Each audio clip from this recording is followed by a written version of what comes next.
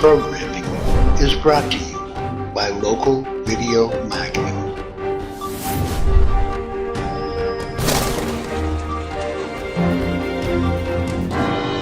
In association with Coach Chick's Mastermind Group and CoachChick.com.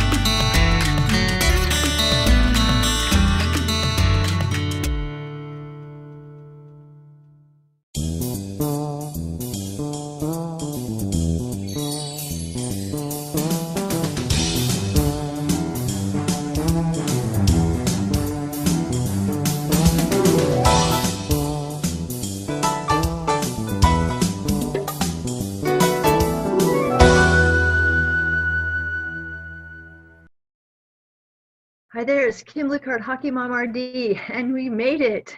We are at the letter Z, and Z is for ziti. Ziti is a delicious dish. If you've had it before, maybe you can already taste it in your mouth while you're looking at this picture. Maybe your mouth is getting ready to eat this yummy baked ziti. It's a pasta dish and it is rich in carbohydrates. It also contains protein and fat. So at first look, you might think that some baked ziti would be great to eat before a practice or a game. However, when we take a closer look into that baked ziti, in 2 cups, there's almost 480 calories, and those calories break out into carbs, fats, and protein. The carbohydrates are 44%, protein is 19%, and fat is 36%. All of those macronutrients are needed by your body. The carbohydrates will fuel your speed and stamina. The protein will keep you from feeling hungry while you're on the ice. And the fat, well, it just tastes good. But too much fat before ice time can slow down your thinking and slow down your reaction time. You don't want to skate like you have cinder blocks on your feet instead of those hockey skates. The best time to eat this meal would be after the game or at the very end of a tournament weekend or on non-hockey days. It's a delicious meal. You can add a side salad with it, with some bread and water or milk to drink, and you have a wonderful meal. However, too close to ice time, this meal will make you feel sleepy and sluggish. For more information on youth ice hockey nutrition, you can visit www.hockeymomrd.com. And if you'd like to discuss your current nutrition habits with me, I would love the opportunity to speak with you. You can email me at kim@hockeymomrd.com. Have a wonderful rest of the hockey season. This is Kim Lukhard, Hockey Mom RD. Happy skating until next time.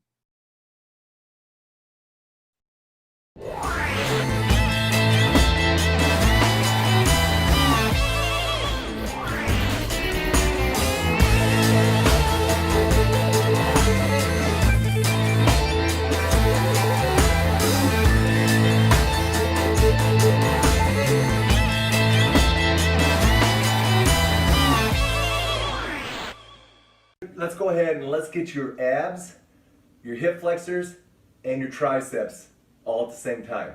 Yeah, what we're gonna do is we're gonna lengthen out your hip flexors and your quad. We're gonna engage your trunk to work on trunk stability, and we're gonna train your triceps all at the same time. Now that's a very efficient exercise. Let me show you how we're gonna go ahead and do it. First of all, you need to use a horizontal vector. Make sure that the band you're using, you can tolerate and you can effectively use. Now the key is going to be, does this band overtake your trunk? Because the trunk is the key to this whole exercise. I'm going to use a dowel, my 18-inch dowel, to go ahead and train with this, but you're welcome to go ahead and do it any way you want. You can just grab the band. Now the first position is this half kneeling position, and I'm going to turn a little bit sideways here so you can see. But you can see that because my trunk is engaged, my low back can't arch and compensate, which means I'm going to have to engage my hip flexor. Because the band is pulling me back, I've also got to engage my toe into the floor. So now, as I do my tricep presses, I've got to immediately keep all of that engaged. You're going to feel an incredible hip flexor, more of an isolated hip flexor stretch in this position. Now, going up to the next level, we just elevate and we go ahead and put ourselves in this position. Now, as we do it, we're going to get a little bit more lower body involvement, but because we're elevated, the hip flexor and the quad is going to get lengthened out even more because my glutes are engaged by raising myself up. Lastly, if you want to really put emphasis on your quad, put your foot up onto a stool and get yourself in this position. And now start pressing out. Now, you'll have to set your tension, but as you can see, my quad is going to get an incredible amount of stretch as well as my hip flexor. And the whole time, my trunk is engaged because of the horizontal vector and obviously my triceps are getting trained. It's a great three exercise sequence. You just need to pick out which one you want to start with. If your hip flexors are tight and your thigh isn't, which is uncommon, but it could be, attack your hip flexor first. All right, then go ahead and bring yourself up into this position when you get to it. But right now, it's just a great way to hit your tris, hit your abs, and stretch out your hip flexors at the same time. Have a great time with it. And like always, guys, if you like the video, make sure you comment below. But also, hey, these are the types of things that I go ahead and bring to my band gym members every week. So make sure you go ahead, consider jumping on the bandwagon, and let's join me in the band gym this year, and let's go ahead and help you really get better with bands.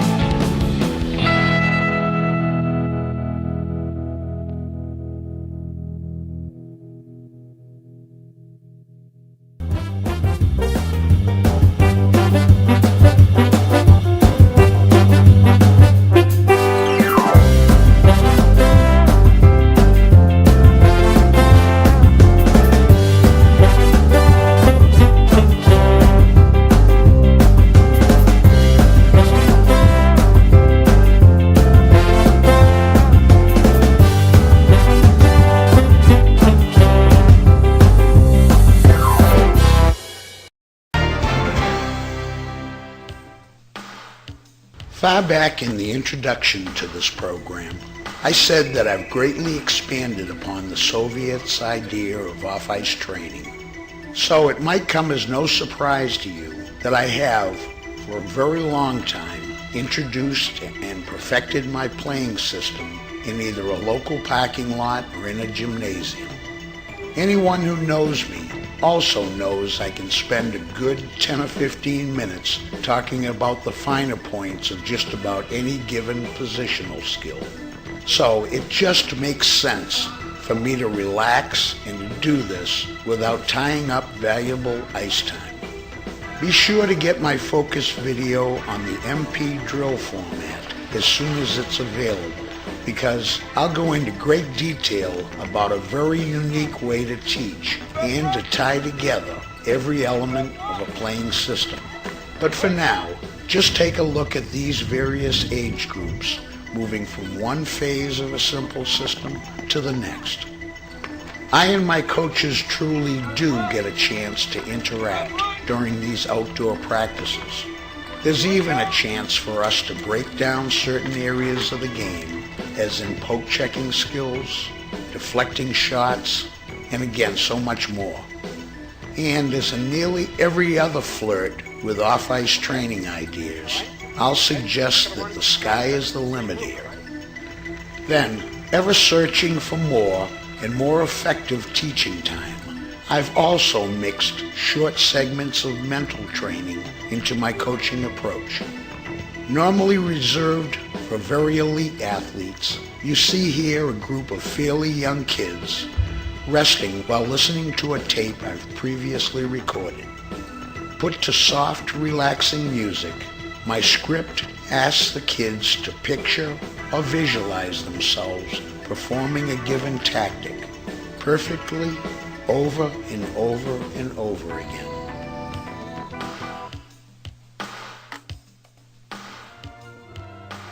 While in Moscow, I learned that the Soviets had to come up with some alternative methods of training, purely because they lacked the indoor ice surfaces found in more affluent nations.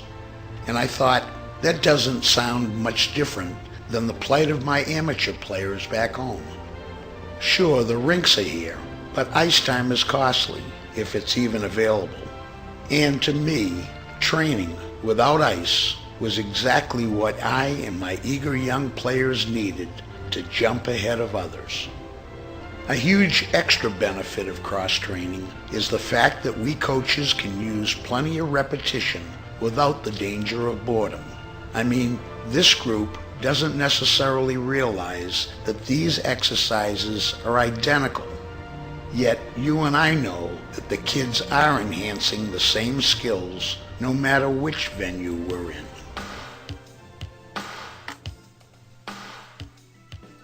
In anticipation of Part 6, you might review the previous lessons while not totally determining a course of action just yet. For, as you'll soon learn, I use a certain method to ready myself for any upcoming program.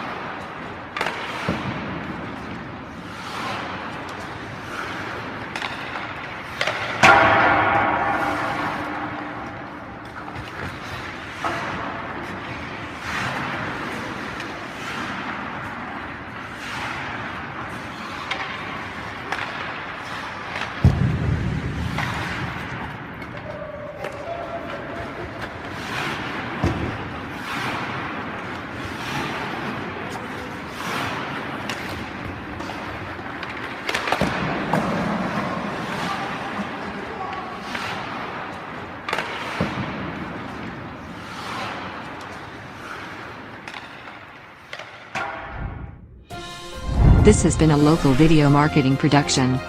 We hope you've enjoyed this, and that you've picked up a number of great hockey tips. Please do tell some friends about these shows, and let the contributing coaches know how much you appreciate them.